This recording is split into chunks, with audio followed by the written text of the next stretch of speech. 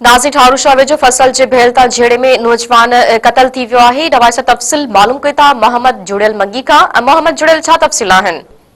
जी बिल्कुल, ठारू शाह वेझो ॻोठ ख़ैर मोहम्मद उजण में हिकु अफ़सोसनाक वाक़ियो पेश आयो आहे, जंहिंमें उजण बिरादरीअ जे ॿिनि धुरियुनि सोटनि में फसल जे भेल तां झेड़ो थी पियो आहे, जंहिं सबबि सोटनि हथां गोलियूं लॻण जे करे नौजवान सोट सचल उजण क़तल थी वियो आहे।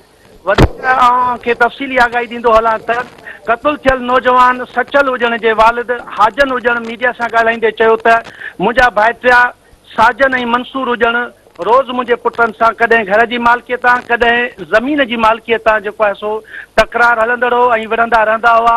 अॼु वरी हिननि मुंहिंजे नौजवान पुट खे ज़मीन ते हलां करे गोलियूं हणी क़तल करे छॾियो आहे।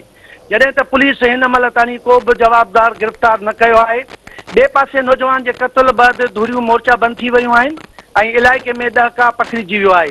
वधीक खून रेज़ीअ जो ख़दशो ज़ाहिर थी वियो आहे। जी तफ़सील ॾियण जे लाइ मोहम्मद जुड़ियल, अव्हां जी महिरबानी।